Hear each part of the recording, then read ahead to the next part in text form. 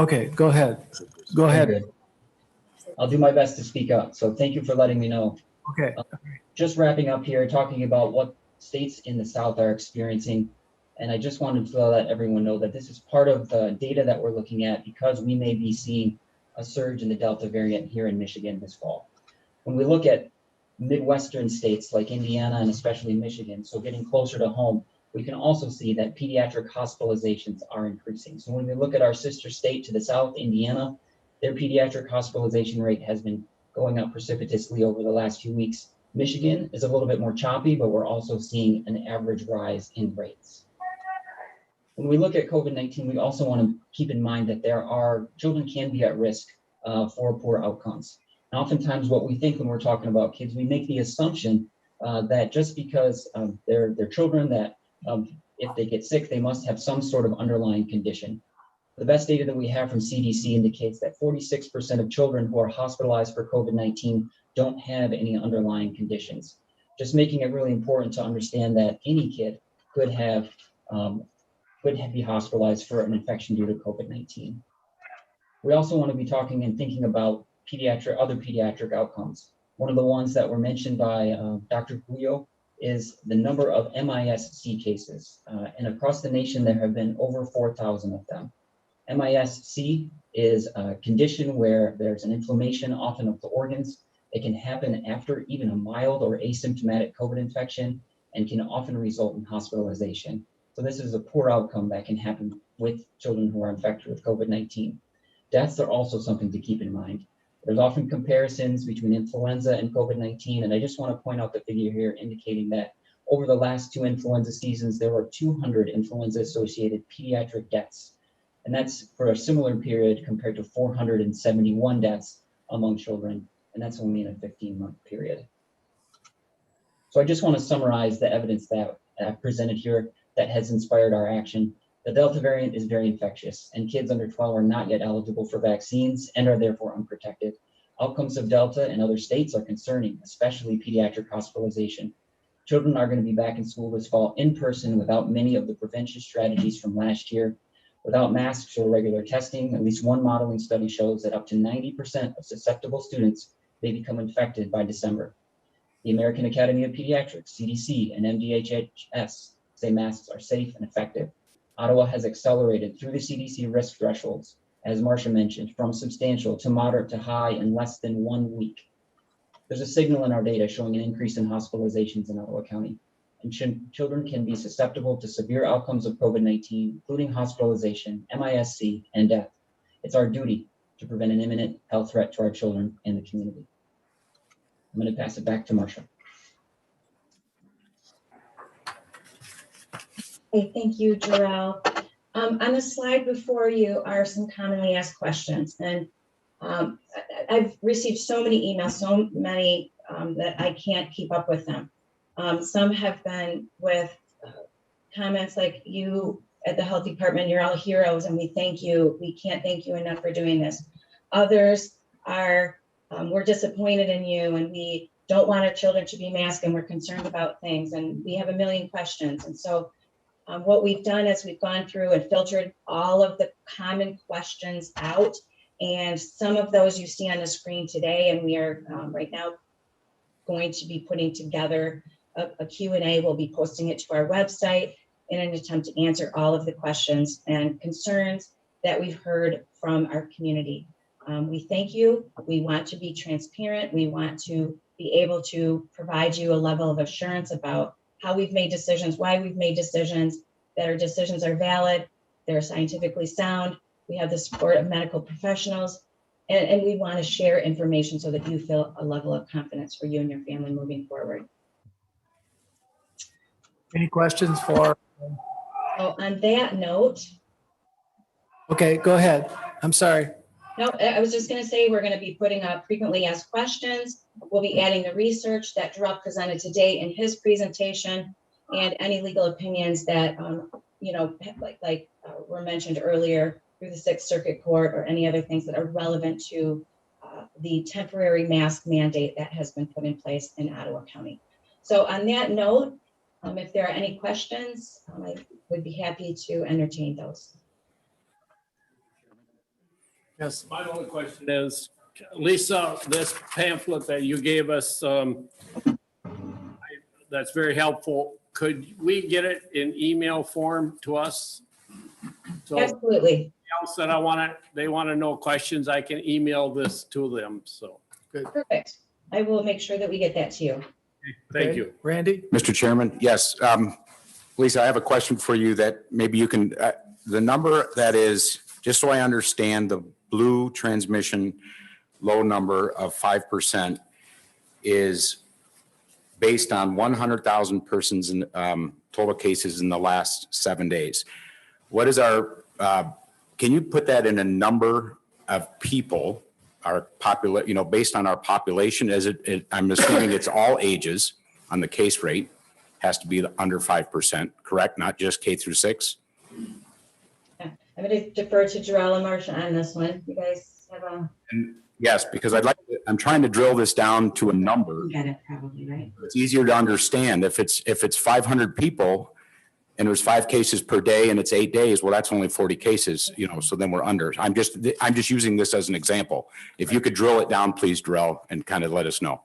You bet. I think this is a really good question, and it's a good question because not many people in the public think about COVID-19 in the sense of rates.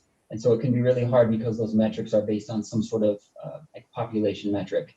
I can't calculate those in my head for you right now, but I can assure you that we'll make sure that those are available for people to see, to offer some sort of indication about what number of cases per day might put us into that, substantial, moderate, and low risk levels. And there's also information on the MI Safe Start map that can help get an idea of where we are in our community risk levels. They've offered not just the risk levels for the state of Michigan, MDHHS's risk levels, they've also created a converter map so you can see at any time where Ottawa County stands and also see the thresholds and watch them come down. But if you are a visitor of the Ottawa County COVID-19 data dashboard and follow the numbers by day, we'll make sure that there's data available to give you an idea of where we are just based on the number per day. Okay. Yeah, Lisa, I got a couple questions, if I may. Past 18 months, this Board of Commissioners has been very supportive of the Health Department. We've always had your back. We've supported you without question. And I'm going to work as hard as I can to make sure that we can always support you and the work you're doing. You guys are doing good work in a lot of different areas. But many times over the last 12, 18 months, in particular, we asked you, the mandates that came from Lansing, we had to comply with those mandates. We had to enforce those mandates and follow those mandates. We looked the people of Ottawa County in the eye and said, this Board of Commissioners is not going to make mandates, and the Health Department is not going to make mandates. I'm not critical. I'm very supportive, and I'm not going to deviate from support the good work that the men and women are doing in the Health Department. Why did we, Ottawa County, Kent County, maybe Allegan County, why did we decide to go on our own and do this without looking for guidance from Lansing? Lansing pulled us by the nose for the last 12 months and said, here's what we're going to do. You've got to do this. You've got to do that. You've got to wear these masks.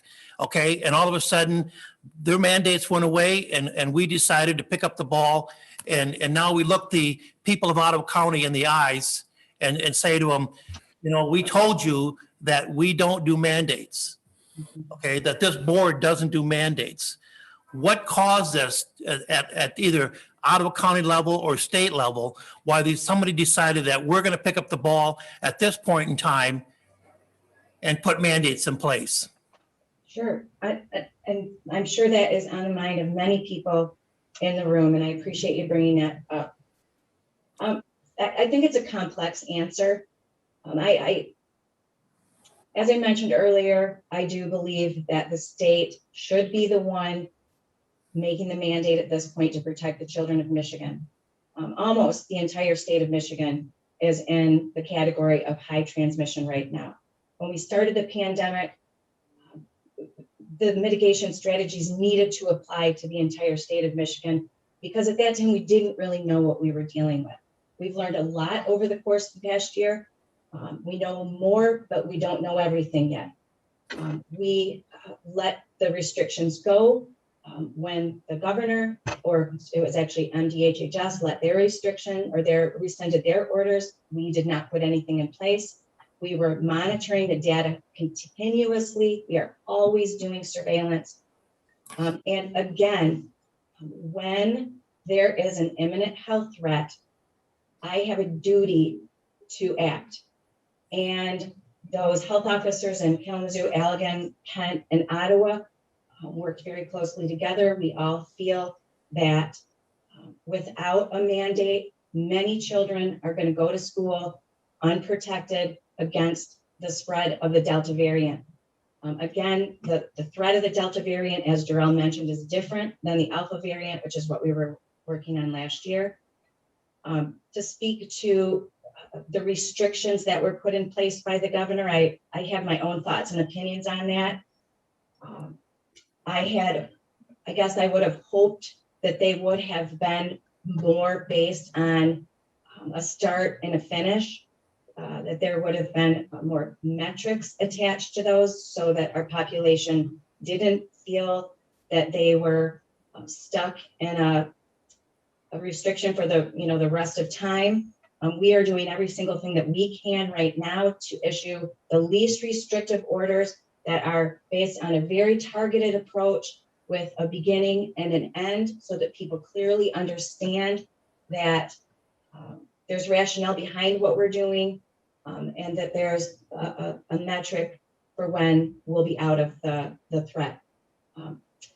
The public health code does provide authority, and maybe Doug can speak to this, authority to local health officers and state officials. The perspective, I'm sure, is different. I've never been a state public health professional, so I can only imagine they look at some of the same things, but different things. How does it impact the entire population of the state? I'm only looking at how orders and disease patterns impact what's happening in my own jurisdiction. I don't know if I'm actually answering your question, but I'm trying to the best of my ability. I think it's multifaceted. We did say that, I don't know that we never said, or that we said that we would never issue orders. I can't imagine that I would say that, because we have to issue orders on all kinds of things all the time on other things. I know that that isn't part of your role as county commissioners, but it is unfortunately what I'm bound to by the public health code in my role as the Ottawa County Department of Public Health health officer. I take that very seriously. I'm not trying to infringe on anybody's rights. I'm just trying to protect our children. And if I want to respect everybody's time here, if I can have just a short follow-up, yes or no question, maybe, unless you want to expand. The four counties that we're talking about, Muskegon, Kent, Ottawa, Allegan, as you guys decided to put this mandate together, did anybody look to Lansing for guidance on this? Or this is something we just took as our own initiative and did this? We look to Lansing for most things. There's a sort of a hierarchy to public health. There's the Centers for Disease Control, which helps guide actions across the whole United States. They provide input to the states, and then we consult with the states on most things. And so, yes, we are always talking to the state. We also communicated up to state partners through our local association, which is the Michigan Association of Local Public Health, to gain support and traction around what's happening across the state. How can we act together? How can we be consistent? How can we best meet the important needs, health needs of our population? How can we communicate transparently? All of these things are always discussed with our state partners. And I can't answer why they have decided not to act. I'm guessing it maybe, I don't know, politics. I'm not a political being. I'm a health officer. And so I don't really want to speculate. Thank you. Mr. Chairman, I have a question. Lisa, I know that one of our neighboring counties, Board of Commissioners, actually passed a resolution. Are we to understand that those students who went to school today without a mask No. And again, this is probably a legal question that Doug may answer better, but a board of commissioners do not have the authority to rescind an order by the public health officer. That authority is provided to the local public health officer by the state of Michigan. I believe you're speaking of Allegan, and my understanding is that they did pass a resolution that they wanted the health officer to rescind that order. Unless she rescinds that order stands, and is my understanding that that order will not be rescinded and it stands. Okay, I have a couple more questions.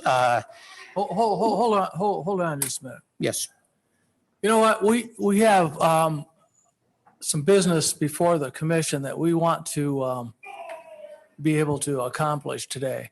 And we've got a lot of distraction that's happening in our vestibule there. And unless that calms down, I'm going to ask that they be removed from the hallway there. And I think I have the authority to do that. So, and I'm going to ask the police, the sheriff's department to help with that, clearing that vestibule area, because it's too noisy. We can't hardly hear what's going on, and we have business to accomplish here today. So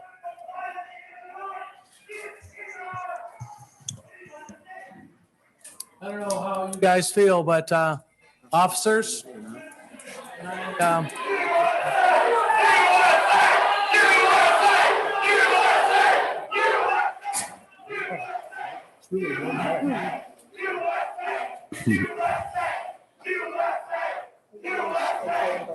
Frank, one of them got a bullhorn. I think we muddle through. I think we muddle through. I think we need to. We do live in as much as I don't like it, we live in a nation that we have freedoms, and we have to muddle through. Okay. all right. Okay, Lisa, go ahead. yeah, Lisa, I want to continue with my questions. As of yesterday, the FDA has approved the Pfizer vaccine, if I'm correct. Correct. I would assume that a way for us to get these numbers down to where a low again, but that one way that we can do that is have as many adults and kids up to 16 to get vaccinated. And the sooner we're able to do that, maybe the sooner we can have our kids back in school without a mask. Is that correct? Yes, in fact, a lot of information is coming out that the best way to protect our kids is for to have all of the adults around them to get vaccinated. We have to get the community transmission rate down into the low category. And yes, absolutely. And I really appreciate you bringing that up. Vaccination is the best way to do that. Now, we are, just so that you know, since that happened, we are opening up some additional clinics that will be run through our department. The pharmacies are still running vaccination clinics, and I know there are appointments available. So please, I ask people watch our websites for opportunities to get vaccinated. Okay. And I want to say to you and Marcia that, and your team, I appreciate what you folks are doing. Thank you so much. Thanks. Anyone else? Thank you, Lisa. Thank you all very much. All right.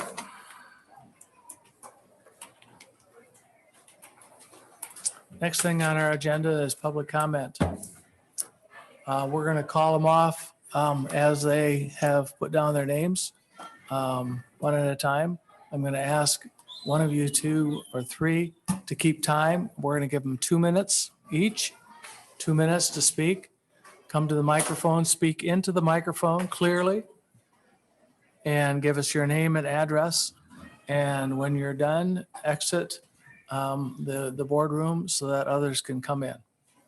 Thank you. Go ahead, call the first one. Yes, Casey Koopmans, and after him is Robert Davidson. Okay. Casey Koopman, 7345 Brewer Drive, Hudsonville. Some of you listening may know my 7-year-old son, Sam, who has cerebral palsy, autism, epilepsy, all the result of a common virus at 8 months old. At the age of 4, the only way to control his seizures was to have a quarter of his brain removed and any shot at independence. Today, he is academically at grade level, and independence in adulthood is a real possibility. The key to his epilepsy being controlled, something a COVID infection puts at great risk. Being in a class unmasked, unvaccinated puts kids at large risk. One that is magnitude smaller when others wear masks, a temporary tool that we can all help out with. Despite a more contagious variant, our district lacked the fortitude to implement a mandate, with the vaccine still being months away for kids like him.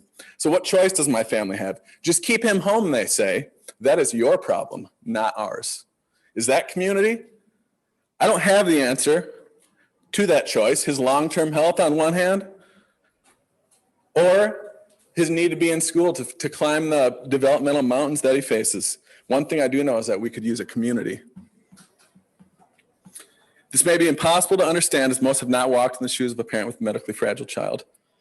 But I know several families like mine who've walked miles in the PICU in those shoes and could use a community. More broadly, I'm saddened by what seems to be the secularization of what I thought was a moral community, one that looked out and cared for others. To quote the late Jonathan Sachs, a respected religious leader, societal freedom cannot be sustained by market economics and democratic politics. It needs a third element, morality, a concern for the welfare of others, a commitment to compassion, and a willingness to not just ask what is good for me, but what is good for others. Later, he writes what the health department seems to understand. We should promote the greatest happiness for the greatest number, but what if the greatest number find the greatest happiness in things that are plain wrong? Sometimes we have to do the right thing, even if it makes people unhappy. Lastly, he acknowledges 3 ways to get individuals to act in a way that is beneficial to others. One is power. We force them. The second is wealth. Thanks. We pay them. The third way, read your Casey. email. I've emailed all of you. Thank you. Robert Davidson. David Barnowski is next. Hey, I'm Dr. Rob Davidson, 15524 Oak Ridge in Spring Lake. I'm an emergency physician for 23 years of my life, 20 of them here in West Michigan, in a county, a few counties up from here. Also, I'm a graduate student in public health at the University of Michigan, but not to offend anyone, I did go to medical school at Michigan State. I came here with a bunch of numbers and statistics, but our health department folks did a great job, and the 2 pediatric specialists from DeVos, and I appreciate that. I'm just gonna let y'all know what this thing has been like as a practicing physician on the front lines, both in December, January, when we had a big wave, and then in March. I work in a small community hospital, much like Zeeland Hospital, much like North Ottawa Community Hospital, and a little bit smaller than Holland Hospital. We don't admit pediatric patients. We had people sitting in our ER for 24 hours at a time waiting for ambulances to take them all over West Michigan looking for beds, because we didn't have beds within an hour and a half. We had to transfer people down to Hastings at times from way up in north of here. We can do it again. I don't know if the system can do it again. Our own EMS system up in our county lost 6 practitioners because they were driving around doing 24-hour shifts, making 17, 18 bucks an hour, wearing every gear they could possibly get with COVID patients, putting themselves at risk, and 6 of them quit out of a small crew. We've had nurses leave, the chronic shortage exacerbated by the pandemic. If we have to do this again, now with kids, with the Delta variant showing in other states that kids are much more susceptible. I've had to watch about a dozen kids in my career since I was a resident die in front of me, not because of my fault, but because of a disease that took them, either trauma or neglect or infectious diseases. We have a means, a simple mask that isn't 100%, but it's not 0% either. It does have an effect. It will help save a few kids' lives. And if we have 1 or 2 kids in this county that don't die, it's going to save those medical teams that would have to pronounce them dead and live with that the rest of their lives and not be able to sleep at night when they think about those kids. I can still remember the name of the first kid that I saw die in front of me as a resident. And if we don't do this, you guys will all have to live with that if we don't support the public health department here in Ottawa County. So thanks.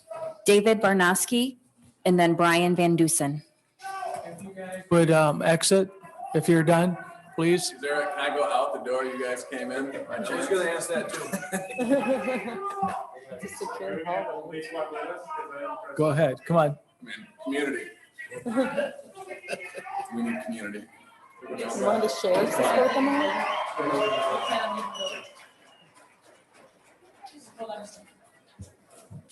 You gotta do that outside. Okay.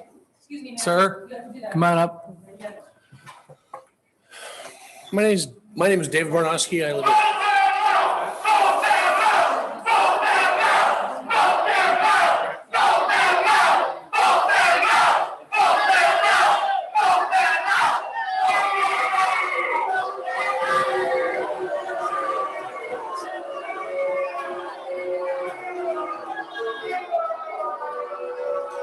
I served in the military for this. I don't, this is when I'm disappointed. Are we ready? Yes, go ahead. My name is David Barnowski. I live at 14477 Shady Hollow in West Olive. I'm here to advocate for masks being required in schools. I'm here to advocate that you support your public health officers. Parents obviously know what is best for their own children. That's not the question that Ottawa County or you should be asked to decide. The correct question is, who knows best how to protect all of us? You know who. This county hired them. They brief you every meeting. The powers given to public health officials to combat an outbreak of disease do not pass through this board. They are delegated by the legislature directly to the state health department and to the county's district health department. There's good reason for that. Governments are instituted among men and women to secure the rights to life, liberty, and the pursuit of happiness.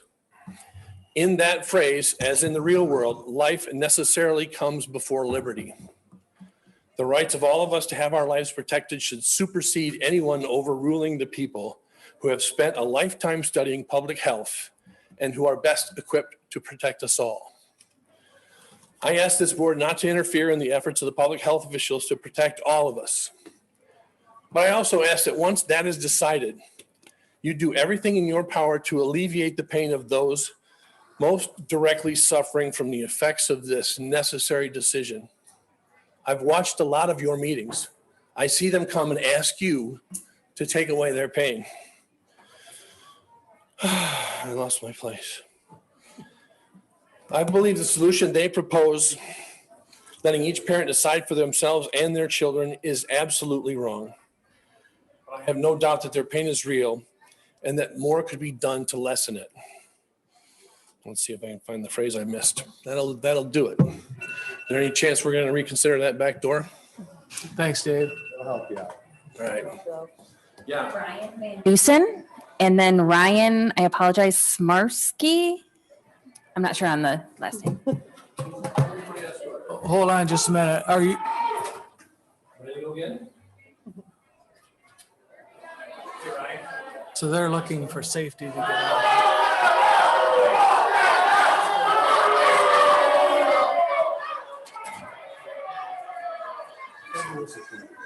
Right now. That's embarrassing. Okay, go ahead. Whole grown adult. That's embarrassing. We're ready? Brian Van Dusen, 7621 Adams Street, Zeeland, Michigan. We just stood up and recited the Pledge of Allegiance. Maybe we should do it again. How some of us quickly forget, with liberty and justice for all. What is liberty? It is the state of being free in a society from oppressive restriction imposed by authority on one's way of life, behavior, or political views.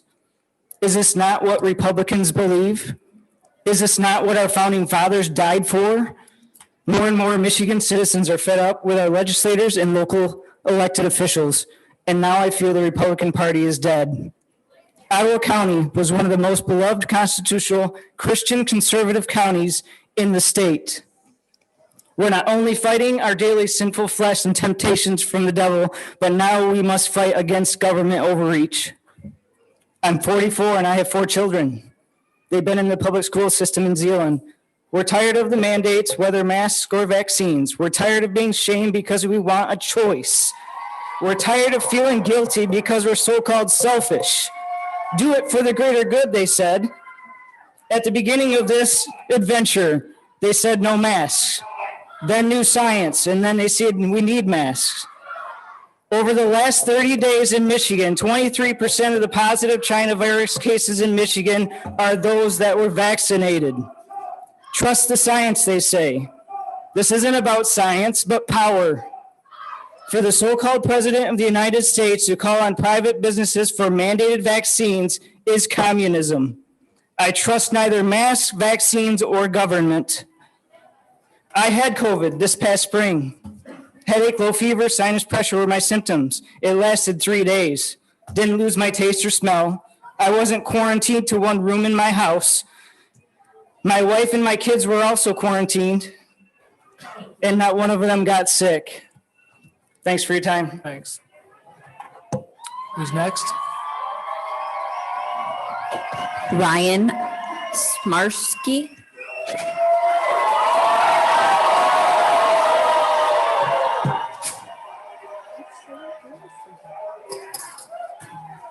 Your name and address.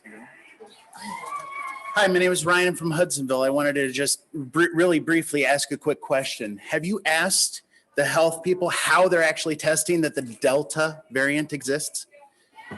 If they've been pulling things off of the market to Speak into your test, microphone, if please. they've been pulling things off the market to be able to test appropriately for actual COVID, how in the world do they have the ability to test for a variant of Delta?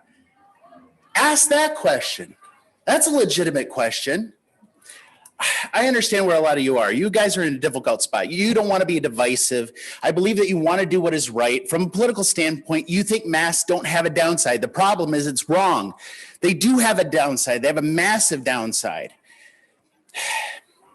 Politicians don't do what is right. They do what is easy. And one of the things I just realized at the end of this hearing, you guys are going to be voting on $2.1 million to be able to go over to the health department to get 17 new positions. Maybe that's the reason that they're doing this. Maybe that's the reason that they want to come down. They've been told from up above that if they do this, they'll get the money. The $2 million going to their, oh, that's a great idea. They don't tell you the stuff behind the scenes. I'm just telling you, if you all have great kids and grandkids, you need to see it like your kids or your grandkids are being told what to do in their homes. If you don't want the people to tell you what and what not to wear, what and what not to eat, you gotta vote on this the correct way. I know that you don't have a resolution before you at the moment. You need to get a resolution. This needs to be rescinded somehow because this is unfair for every parent. We need personal choice. Freedom is not free. We need to understand. You had a really good point. Why are they doing this? Look deeper. Dig. Find the corruption that's in here. You know it's here. Thank you for your time. Thank you. And try to get an industrial hygienist in here so that you will know what actually to do. All right. Next on the agenda is we'll wait just a minute for him to leave. And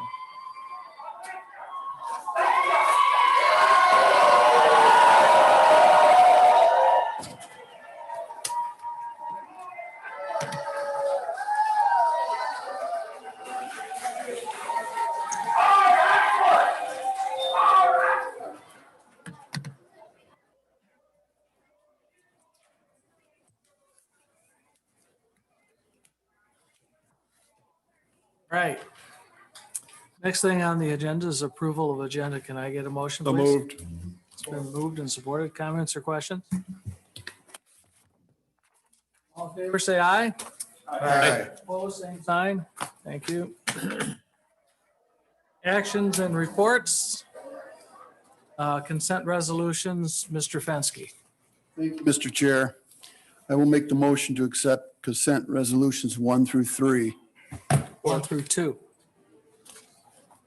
Hearing is 2. Do you have 3? It's 3. The number 3 is still 2. 1, 2, Okay, 3. right. Okay, sorry. All right. Is there a second for that? Okay.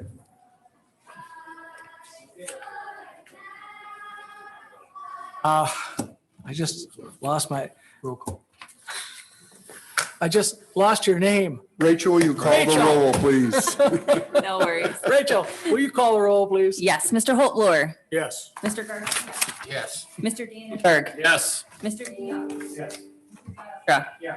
Mr. Terpstra, Yes. Mr. Meppeling, Yes. Mr. Baumann, Yes. Mr. Fenske, Yes. Mr. Bergman. I'm sorry, Rachel. Yes. Motion passes. Okay, public hearing. Mr. Zylstra, would you make that motion to open and then to close as well? Sure, I'd like to make a motion, Mr. Chair, to open the public hearing to receive comments on the Mary Free Bed Rehabilitation Hospital refunding bonds. Second. Moved and seconded. Comments or questions? All in favor, say aye. Aye. Same sign. Is there anyone that would like to address the council or commission regarding this issue? If not, we do. Oh, Okay, we do. I just wanted to introduce myself. Good afternoon. My name is Sean Rucker. I am an attorney here on behalf of Mary Freebed and just here to answer any questions that you all might have. All right. Any questions of Sean? If not, thank you. Thank you. You want to make a motion to close, Doug? Yes, Mr. Chair, I'd like to make a motion to close the public hearing to receive comments on the Mary Freebed Rehabilitation Hospital refunding bonds. Support. We moved and supported. Any comments? All in favor, say aye. Aye. Opposed, same sign. Thank you. Under action items from planning and policy, Mr. DeYoung. Did we skip the administration one? You want me to take that too? Administration. You know what? I have a different agenda than you do, I think. Okay, you want me to take them all? Yeah. All right. Thank you. Regarding the David Van Ginhoven Memorial, I moved to name the paved loop through the forest southwest of the Nature Center at Hemlock Crossing County Park in honor of Dave Van Ginhoven, including the installation of an appropriate permanent sign. Support. Supported, comments or questions?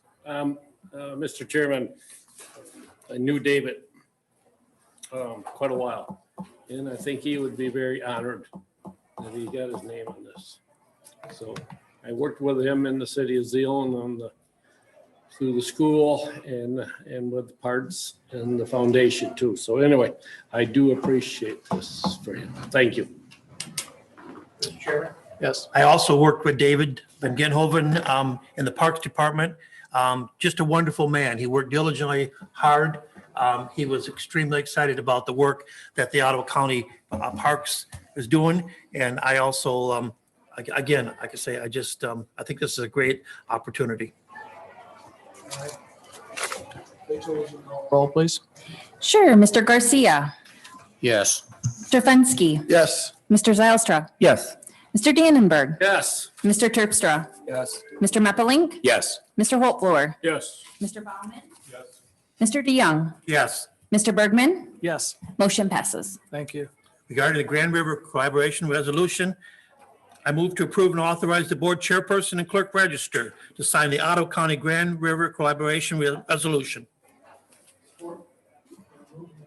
Comments or questions?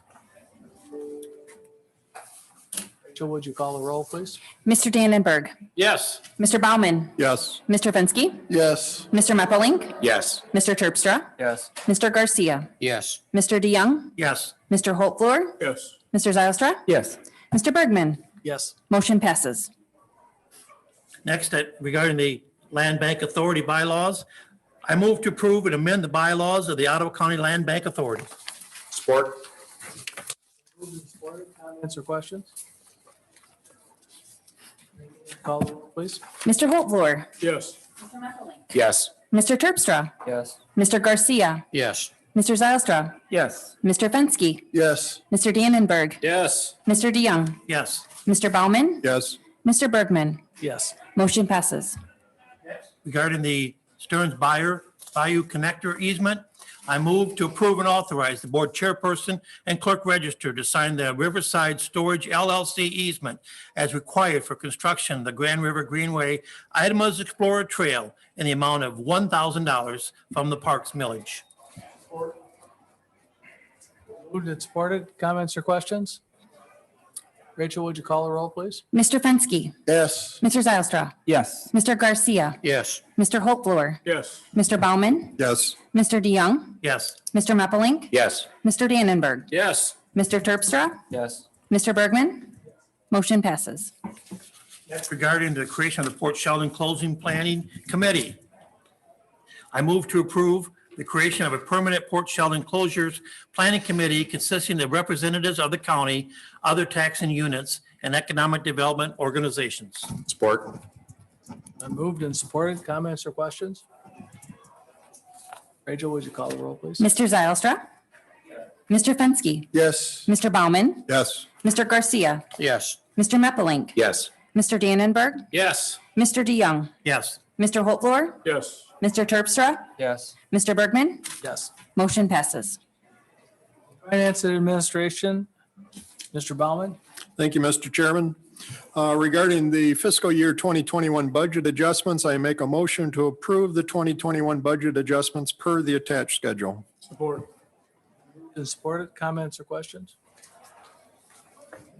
Call the roll, please. Mr. Baumann. Yes. Mr. Garcia. Yes. Mr. Meppelink. Yes. Mr. Holtvluwer. Yes. Mr. DeYoung. Yes. Mr. Zylstra. Yes. Mr. Terpstra. Yes. Mr. Dannenberg. Yes. Mr. Fenske. Yes. Mr. Bergman. Yes. Motion passes. Regarding the fiscal year 2022 capital improvement plan, I make a motion to approve the fiscal year 2022 to 2027 capital improvement plan. Been moved and supported. Comments or questions? Rachel, would you call the roll, please? Mr. Terpstra. Yes. Mr. Holtvluwer. Yes. Mr. Zylstra. Yes. Mr. DeYoung. Yes. Mr. Meppelink. Yes. Mr. Baumann. Yes. Mr. Fenske. Yes. Mr. Dannenberg. Yes. Mr. Garcia. Yes. Mr. Bergman. Yes. Motion passes. The Tower Management Consulting Services, I make a motion to approve and authorize the board chairperson and clerk register to sign the contract with Telrad Incorporated for Tower Management Consulting Services at a total cost of $12,500. Moved and supported. Comments or questions? Rachel, would you call the roll, please? Mr. Holtvluwer. Yes. Mr. Garcia.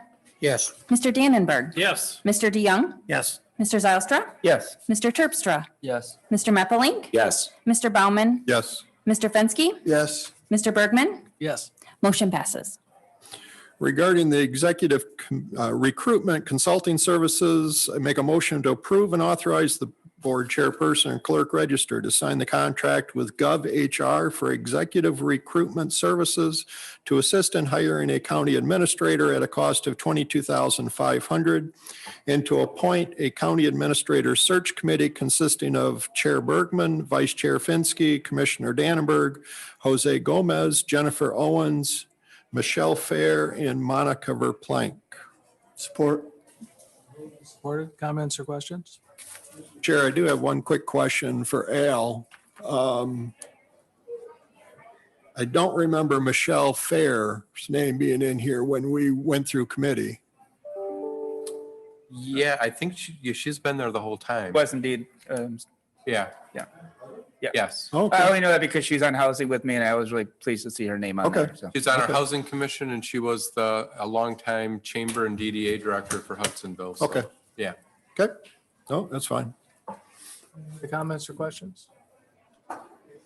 Roll. Mr. Garcia. Yes. Mr. Fenske. Yes. Mr. Zylstra. Yes. Mr. Dannenberg. Yes. Mr. Terpstra. Yes. Mr. Meppelink. Yes. Mr. Holtvluwer. Yes. Mr. Baumann. Yes. Mr. DeYoung. Yes. Mr. Bergman. Yes. Motion passes.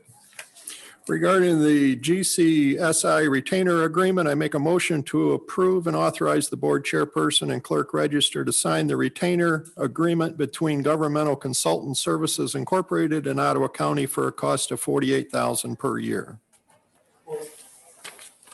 Supported. Comments or questions?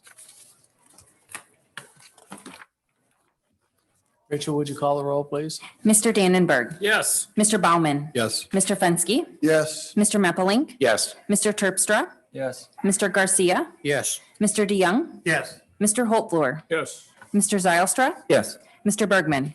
Yes. And passes. Sorry, Bob, you had to sit through all that to wait and see if we would approve your contract, right? All right, go ahead. Regarding the community mental health personnel request, I make a motion to approve the request from CMH to increase one part-time non-benefited mental health clerk to full-time benefited and upgrade one mental health specialist to a mental health clinician at a total cost of $56,658.26 per year paid for with Medicare and Lakeshore Regional Entity funds. Support. Moved and supported. Comments or questions? Rachel, would you call the roll, please? Mr. Holtvluwer. Yes. Mr. Meppelink. Yes. Mr. Terpstra. Yes. Mr. Garcia. Yes. Mr. Zylstra. Yes. Mr. Fenske, Yes. Mr. Dannenberg, Yes. Mr. DeYoung, Yes. Mr. Baumann, Yes. Mr. Bergman. Yes. Motion passes. Regarding the second community mental health personnel request, I make a motion to approve the request from CMH to add 14 full-time benefited positions at a total cost of $985,729.13 to be paid for with SAMHSA and CCBHC grant funding. Supported. It's been moved and supported. Comments or questions? Joe? Fenske, Yes. Mr. Zylstra, Yes. Mr. Garcia, Yes. Mr. Holtvluwer, Yes. Mr. Baumann, Yes. Mr. DeYoung, Yes. Mr. Meppelink, Yes. Mr. Dannenberg, Yes. Mr. Terpstra, Yes. Mr. Bergman. Yes. Motion passes. The public health personnel request, I make a motion to approve the request from public health to add 17 full-time benefited positions and 25 part-time non-benefited positions at a total cost of $2,179,153 to be paid for with federal and state grant funding. Moved and supported. Comments or questions? Mr. Chairman, I have a comment. Yep. Al, this money here, this grant money, how soon do we need to act on that? Well, these are already people who are here that I prior had the authority. So these 17 positions have been here a long time. And under the emergency order, you allowed me to keep these going by administrative rule. So these positions are present and working now. And since that authority runs out at the end of September, this is really for a renewal so we can keep those people on the job. If we don't act on it today, will we lose that grant money? We won't lose the grant money, but we won't have money to pay people, so they'll have to leave the jobs they've had for over a year that are dealing with COVID right now. I've been asked by people, and again, it's an upside down world out there, so bear with me. But I've been asked by people if some of these people will be in our middle schools, looking for people with masks and stuff. Is that? No, throughout the pandemic, we have never sent people out looking for problems to write people up for. We have responded to complaints, which we are legally required to do. And so if we did get a complaint from a parent or a teacher at a middle school, then we would respond. But if we don't get complaints, none of these positions are going out and looking for things to write people up for. They are all busy at work dealing with the pandemic. This is basically just a continuation. Right. To be able to pay for these people. Right. Commissioner DeYoung, this is a little bit like what we're in right now. It's hard to back up the truck when we're already paying for these people, so. And when the money goes away, the positions go away. I'm struggling with this, with all the mechanics that have gone on in the last week. I'm struggling. It just seems like I have so much respect for the health department. I have so much respect for all those people working at the health department.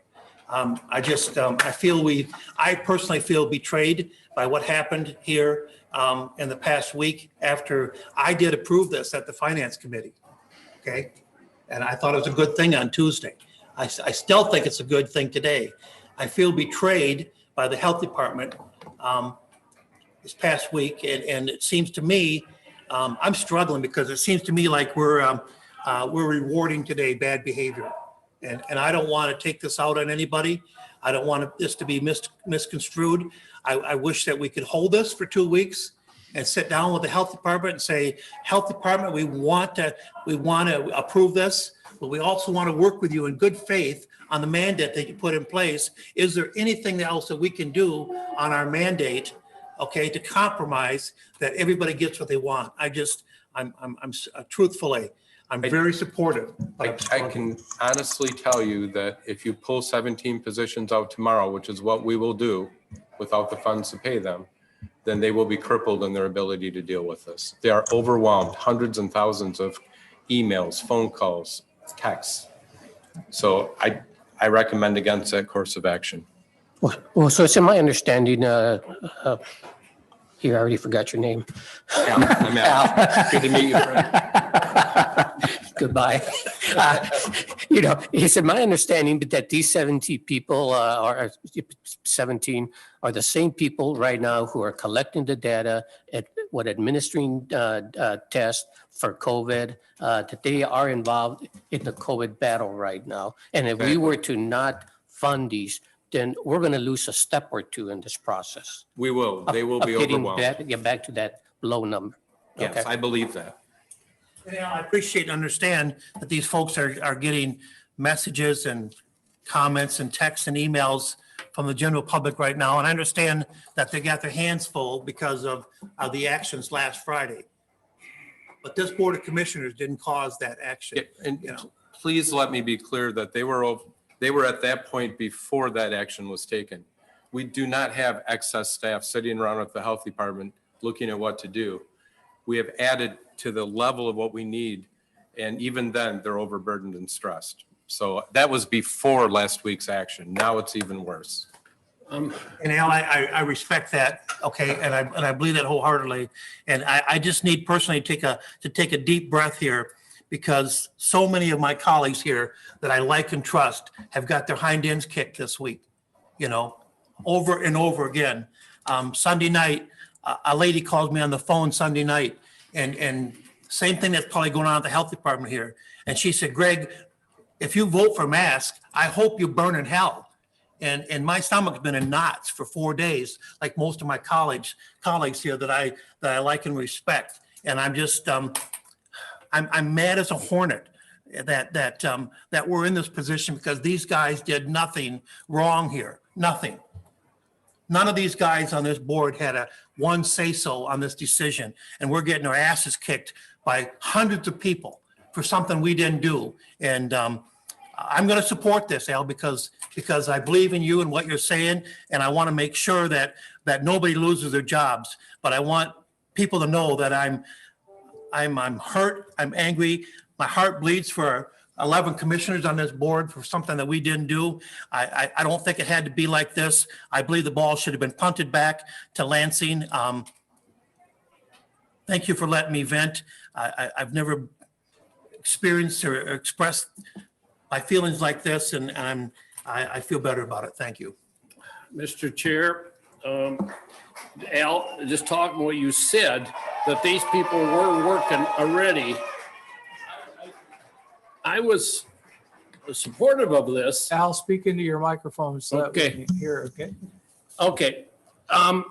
Last week, Friday, when we were all getting a lot of phone calls, I got one from a young man who was extremely frustrated. It had nothing to do with the mask.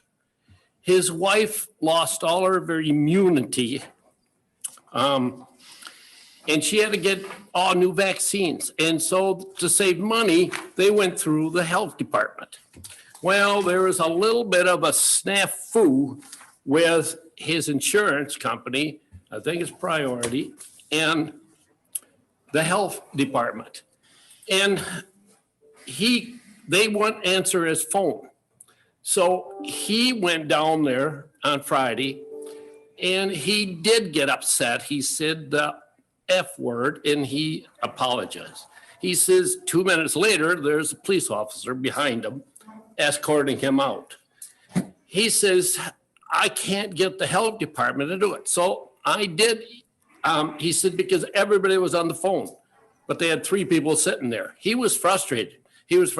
I am dealing with Lisa, but we're not there yet. We're still got to follow up on this. But now when you say they've been working already, then I struggle. I'm thinking, well, where are all these people? What are they doing? One guy can't get through because of his vaccines for his wife. So I'm with Commissioner DeYoung. I'm struggling all of a sudden with this too. But I think going forward, we probably will all vote for it. Thank you. And I did want to mention too, that I did authorize an emergency call center agreement on Friday for that very reason, because we do have people that have legitimate clinic needs and other needs that have not been able to access the service as readily because of some of the other demands. And so we will have a different way of dealing with triaging and dealing with phone calls to take some of that pressure off. Mr. Chairman, also, Go ahead. thank you. I agree with what Commissioner DeYoung said, but I also have some other concerns as well. I do believe that, as we said, for the last year and a half, we touted and we said we had to do what the state of Michigan said. And now we're going alone, separate from the state of Michigan. And I know we're asking Lansing for help. I'm not against this, but I'm not for it at this time. I will be voting no as a vote of no confidence right now in our health department leadership. And until that changes, I can be changed. I know we need the funding, but at this time, I will not be voting for it. Thank you. Call the roll, please. Mr. Zylstra, Yes. Mr. Fensky, Yes. Mr. Baumann, Yes. Mr. Garcia, Yes. Mr. Meppelink, No. Mr. Dannenberg, Yes. Mr. DeYoung, No.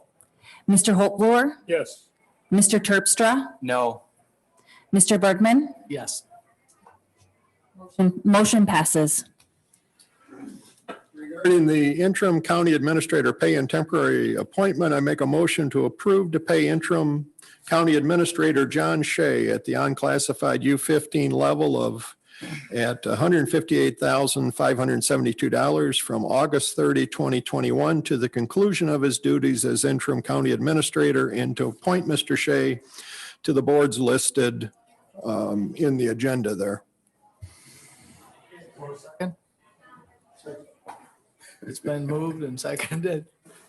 That's okay. I understand. You don't want to read those. Okay, any comments or questions? Rachel? Mr. Baumann, Yes. Mr. Garcia, Yes. Mr. Meppelink, Yes. Mr. Holtvluwer, Yes. Mr. DeYoung, Yes. Mr. Zylstra, Yes. Mr. Terpstra, Yes. Mr. Dannenberg, Yes. Mr. Fensky, Yes. Mr. Bergman. Yes. Motion passes. Regarding the resolution in support of an additional circuit court judgeship, I make a motion to approve and authorize the board chairperson and clerk register to sign the resolution in support of an additional circuit court judgeship. Support. Been moved and supported. I'm going to ask, oh, he's already there. Okay, good. Thank you, Mr. I want you to Chairman. tell us why we need another judge. Do that, are you? I certainly could, but it might take longer than you want to Oh. today. We might give you 2 minutes. All right, I'll see if I can do this quickly. I can show you all and provide all of you the data that shows changes in workload for all of our judges over the last several years. As a result of the changes in workload, the Michigan Supreme Court, in their biannual judicial resources report, has recommended a Fifth Circuit judgeship for Ottawa County back as far as 2011. They recommended it again in 2015. They recommended it again in 2019, which is the last report that was done. At the request of Commissioner Zylstra at the finance meeting, I reached out to the state court administrative office to see if they had plans to update that report or make any changes immediately. And I received a response back that they're not planning to do that, and that the recommendation that they have in the 2019 report stands. In addition to looking at that report, which is based not just on case statistics, because as Commissioner Zylstra pointed out at the finance meeting, there are some parts of our caseload that have actually gone down over that time period. But what they have done is worked with the National Center for State Courts to develop a weighted caseload study of all the judicial workloads in the state. It's not just Ottawa County, but they've applied this formula across all the states, all of the counties in Michigan.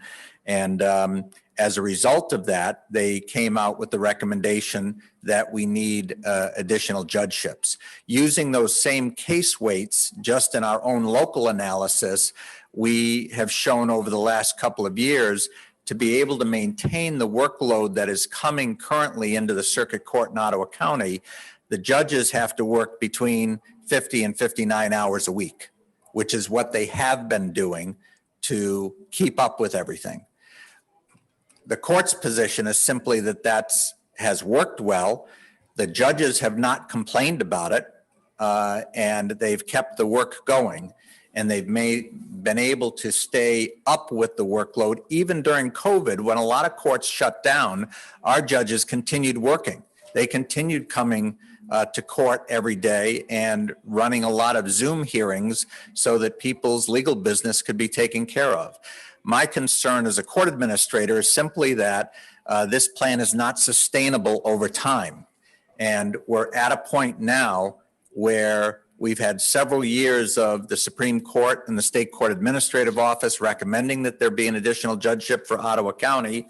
And shortly after the Finance Committee meeting last week, I was advised that in the legislature, House Bill 5259 was submitted. It was introduced by Representative Meerman and referred to the Committee on Judiciary in the House.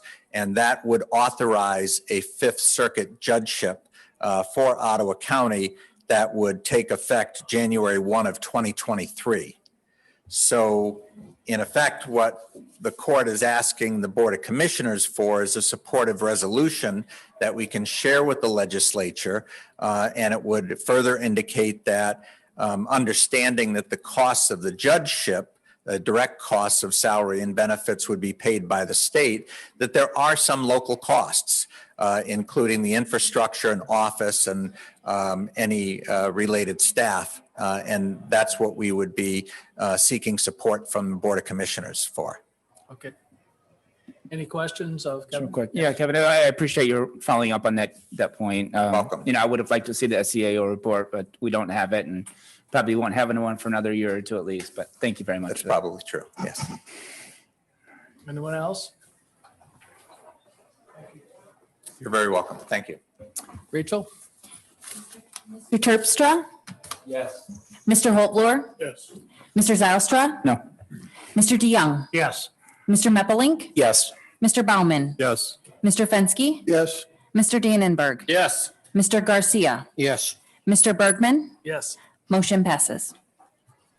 Regarding the setting of the public hearing for the fiscal year 22 budget, I make a motion to approve the setting of a public hearing on the fiscal year 2022 Ottawa County budget for Tuesday, September 14, 2021, to be held in the Ottawa County Boardroom in West Olive at 1:30 p.m. Been moved and supported. Comments or questions? Call the roll, please. Mr. Holtlor? Yes. Mr. Garcia? Yes. Mr. Dannenberg? Yes. Mr. DeYoung? Yes. Mr. Zylstra? Yes. Mr. Terpstra? Yes. Mr. Meppelink? Yes. Mr. Baumann? Yes. Mr. Fensky? Yes. Mr. Bergman? Yes. Motion passes. Thank you. Regarding the motion of setting a public hearing to close out the CARES Community Development Block Grant, I make a motion to the setting of a public hearing on the closeout of the CARES Community Development Block Grant for Tuesday, September 14, 2021, be held in the Ottawa County Boardroom in West Olive at 1:30 p.m. Support. Moved and supported. Al, would you just in a few words explain what this is about? Yes. One of the, I think, 7 grants that we received last year was $500 and some thousand. Oh, which dollars? I'm sorry.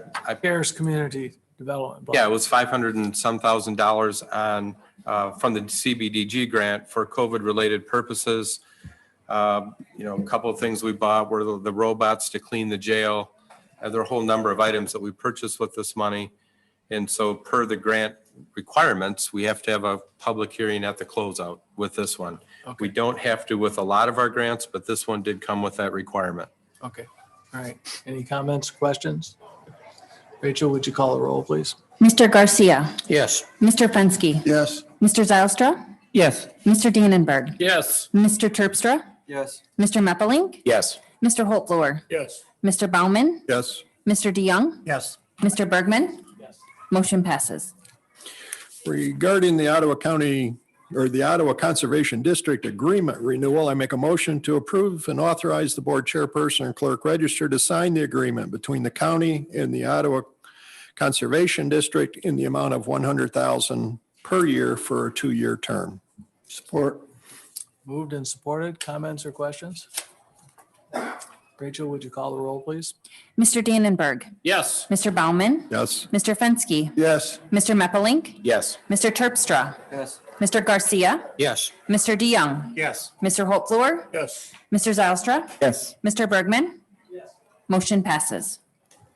Regarding the Mary Free Bed Rehabilitation Hospital refunding bonds, I make a motion to approve and authorize the board chairperson and clerk register to sign the bonding activity of the Kent County Hospital Finance Authority under the IRS Code Section 147F for funding that affects one Mary Free Bed Hospital facility in Ottawa County, as well as acceptance of Mary Free Bed's indemnification of Ottawa County for this action. Support. Moved and supported. Comments or questions? Rachel? Mr. Holtvluwer, Yes. Mr. Meppelink, Yes. Mr. Terpstra, Yes. Mr. Garcia, Yes. Mr. Zylstra, Yes. Mr. Fensky, Yes. Mr. Dannenberg, Yes. Mr. DeYoung, Yes. Baumann, Yes. Mr. Bergman. Yes. Motion passes. And finally, regarding the deferred compensation 457 employer match cap removal for unclassified employees, I make a motion to approve the restoration of the unclassified optional 457 deferred compensation plan employer cap to the IRS limit effective January 1, 2022. It's been moved and supported. Comments or questions? Rachel, would you call the roll, please? Fensky, Yes. Mr. Zylstra, Mr. Garcia, Yes. Mr. Holtvluwer, Yes. Mr. Baumann, Yes. Mr. DeYoung, Yes. Mr. Meppelink, Yes. Mr. Dannenberg, Yes. Mr. Terpstra, Yes. Mr. Bergman. Yes. Motion passes. Okay, take a 5-minute recess. 5 minutes.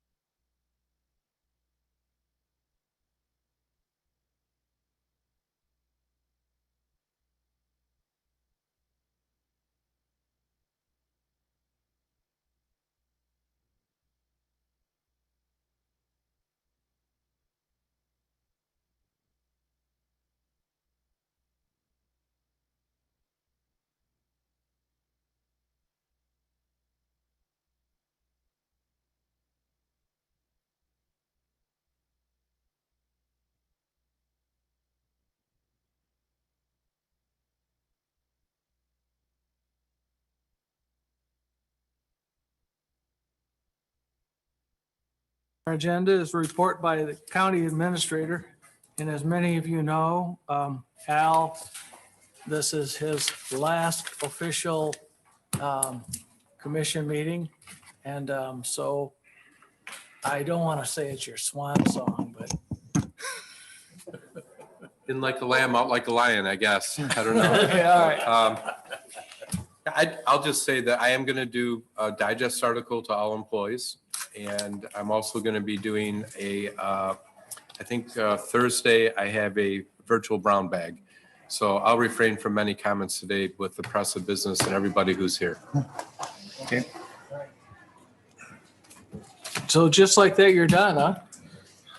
Okay. With your county, report. Okay. General information, comments, or meeting is attended. Yes, Mr. Commissioners? Chairman. Yes. I would like to state, not this past Sunday, the Sunday before, I had the privilege of riding with the Marine Division on Lake Meketawa in Holland from 10 o'clock until 4 o'clock during the day. Very, very knowledgeable guys out there. They know what they're doing, and they certainly aren't there to make life miserable. I was overwhelmed at how they can type on a computer with the bolt going like this all the time. So very gifted. I have talked to Val and Steve, and they would like a lot of you guys to sign up for some of this ride-alongs on the Marine Division to get an idea of what's happening out there. So anyway, I enjoyed it. I couldn't say enough about the professionalism of those guys. So thank you. Okay. Anyone else? Mr. Chairman? Yes. I wrote a letter a couple days ago, and some of it I covered earlier during some of my other comments. And first of all, I want to apologize because I'm pretty passionate about what's going on today and respect for each other. So I'm not going to read the whole letter.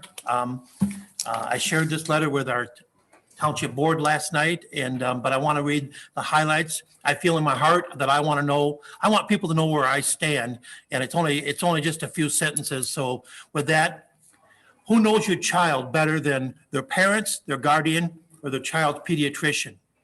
Regarding wearing a mask, every parent should have the right to protect their child, and I support that.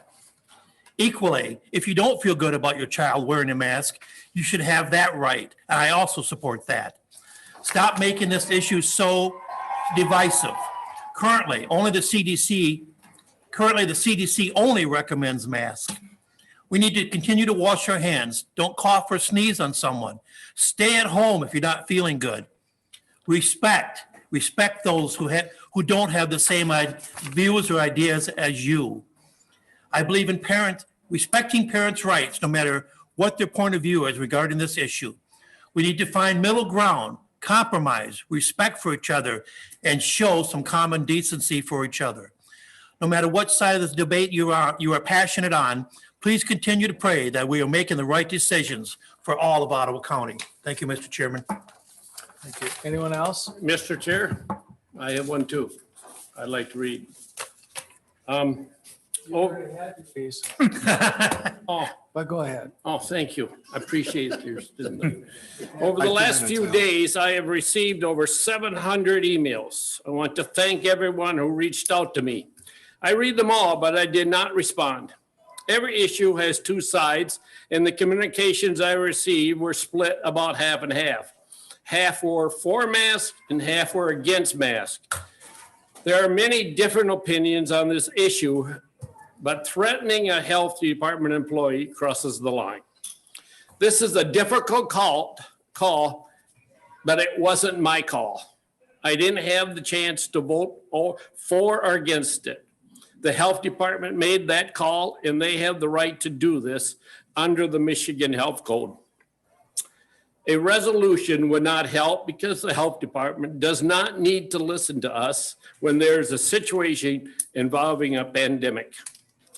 This situation affects my family as well. I have 9 grandchildren who are all in school too. I would encourage you to try to stay healthy, wash your hands, get plenty of rest, take your vitamins, and get the vaccine so you don't spread the illness to others. We will be watching the numbers, and as they drop, we'll be able to get rid of the mask. Again, I thank you for reaching out, and I appreciate your thoughts and prayers. Anyone else? You know, Mr. Chairman, I don't have a written statement. On the day of 9/11, it was my first week as high school principal. Prior to that, I was a middle school principal. Every day, I had two objections from my students: provide a quality education and keep them safe. Every day, every night, that's what kept me up. We have our health department who are in the arena right now with blood and mud and tears and sweat for trying to keep all of our citizens and all of our students safe. And I applaud them. It's not an easy place to be at. It's not an easy task. There have been many missteps in this whole process, from the federal government down to the state government, down to even, possibly our local level.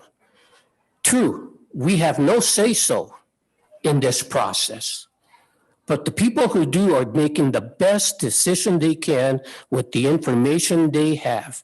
As a matter of fact, I believe that the past month that our state legislators attempted to take that power even away from the DHSS under House Bill 4049, passed by the State House, passed by the State Senate, vetoed by the governor. If we're going to be mad at anyone, be mad at the governor, the people who have the authority to change this. If you want the county commissioners to have that power and authority, the law needs to be changed. But I, for one, will rely on the professionals. Mr. Chairman, I would also like to just address on some of the emails and comments that have been coming in, and humanity, okay? Just humanity. I guess I'm going to use that as a word. We have a far right and we have a far left, and neither side is ever going to agree.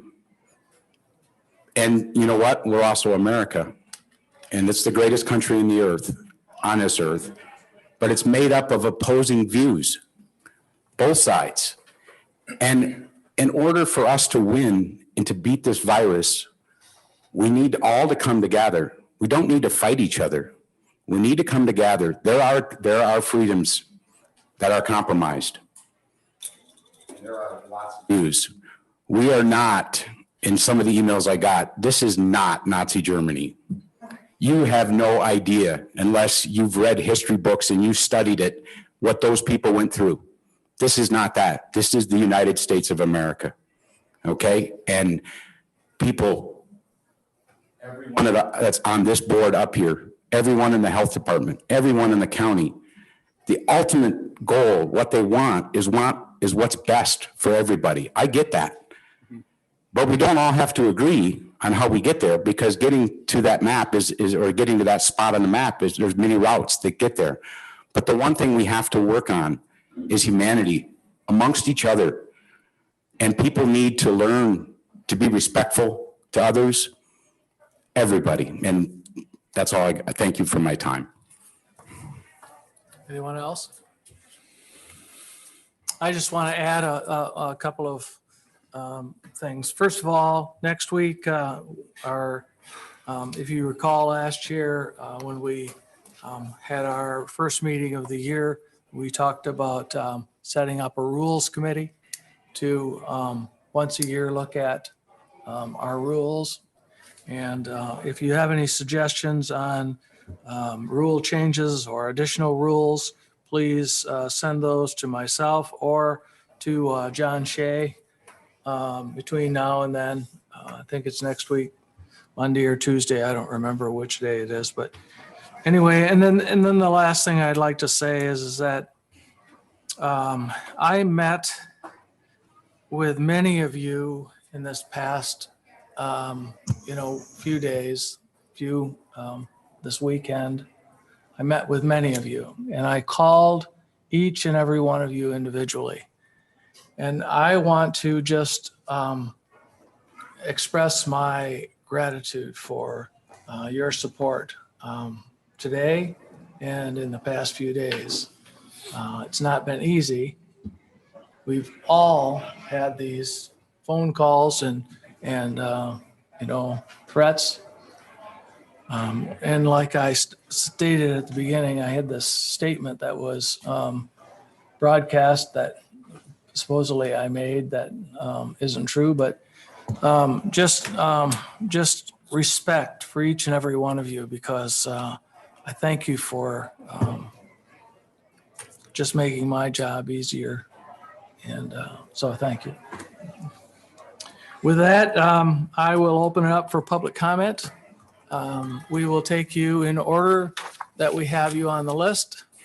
We ask you to come forward to the microphone. Be sure to speak into the microphone. We give you 2 minutes. Please state your name and address and keep it civil, please. I promise. Thank you. Well, my name is Linda Young and my address is 7816 Emberley Drive in Jenison. I'm here because I promised my grandchildren that I would stand up and fight for them. And that's what I'm doing here today. We're going to hear from many passionate people today, and I'm thankful for each and every one of them. I'm here to demand that the healthcare orders of August 6th regarding quarantines and August 20 requiring masks for case 6 to be rescinded. The quote unquote experts are telling us to follow the science and then ignore it. Children at low risk for either contracting COVID-19 or spreading it, despite all of the scary stories, what we need now is common sense policies. It's not common sense to have mandatory masking even outside of the playground.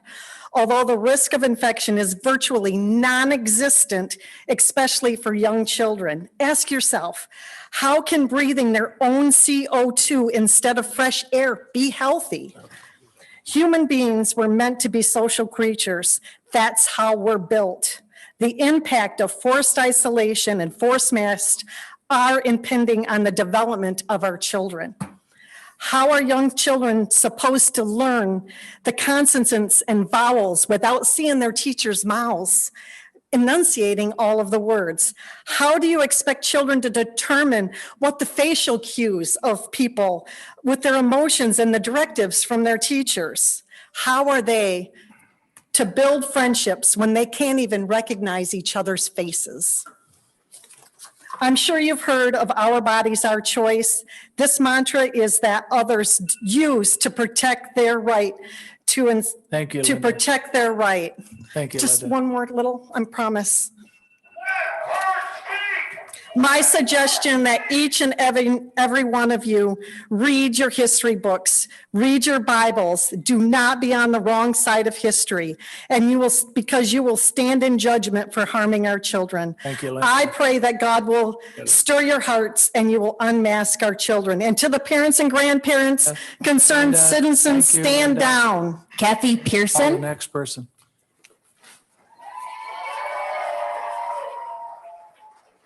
My name is Kathy Pearson. I live at 1481 Sunflower Way in Hudsonville. That's Georgetown Township. And thank you, commissioners, for being here today.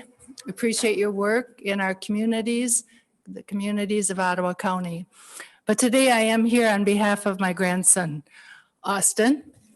And he is medically unable to wear a mask, and yet he's being forced to wear a mask because his parents could not get an exemption for him. And he was born as a preemie triplet. He and his siblings came into the world 12 weeks early. He suffered 2 brain bleeds the day after birth, with subsequent hydrocephalus, needing a shunt in his brain. He has cerebral palsy as a result, and he is autistic. He has a variety of other problems, and he overheats very quickly. He needs the assistance sometimes to walk. This is a picture of my husband, his grandpa, helping him walk. And I don't say all of this to make you feel sorry for him, because he does not need your pity. He needs your help. He needs your help right now. He needs a medical exemption. And I understand that Ottawa County Health Department is not allowing any medical exemptions for kids like this. And I don't understand that. He just cannot wear a mask all day long.